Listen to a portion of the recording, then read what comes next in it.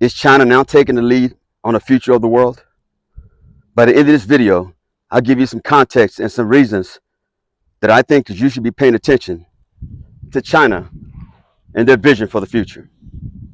Recently, China held a massive military parade, the last couple of days. It was to commemorate the 80th anniversary of World War II, the end of World War II.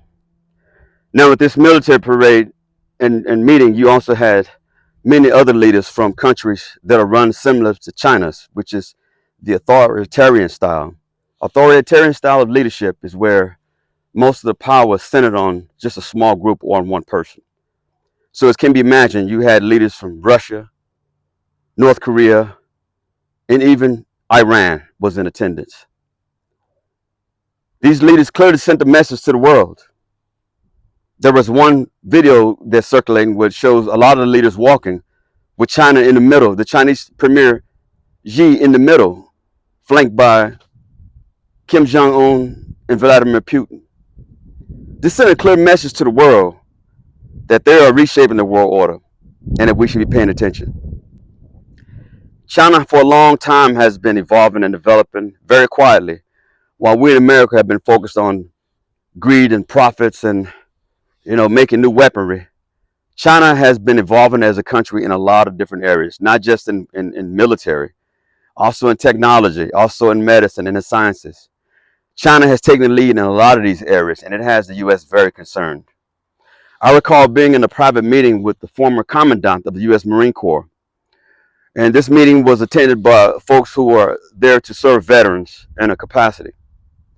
I never forget the words spoken by the former Marine Commandant when he said they are extremely concerned about China.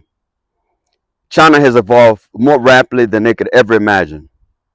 And they believe that China could even be more advanced than the U.S. and have a much stronger military than the U.S. This is not a game. What they're showing you on TV from China, from this massive military parade, they're showing you what they have in comparison to what the U.S. has always said they've had.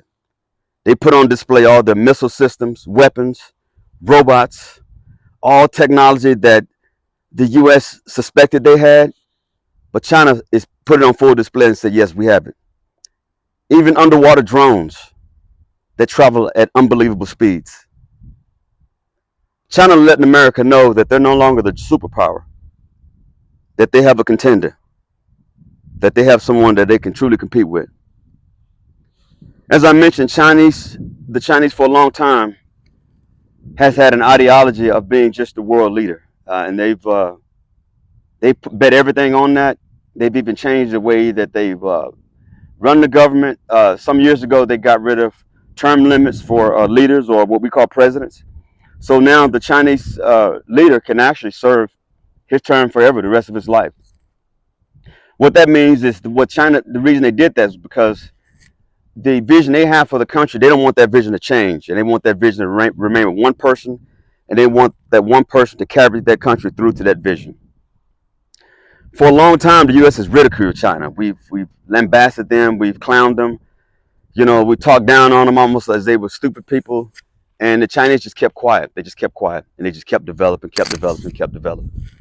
And in fact, they've developed in a way to where we actually assisted in some ways. A lot of Chinese students would come here for education and take it back to China, take the technology back to China, the IT technology. So we did it to ourselves in a sense. America has, in some ways, been an arrogant country. We've been a country where we do a lot of talk. We do a lot of talking. I think sometimes we do too much talking. Now, some would argue that's what democracy is. Democracy allows you to talk, allows you to have a voice.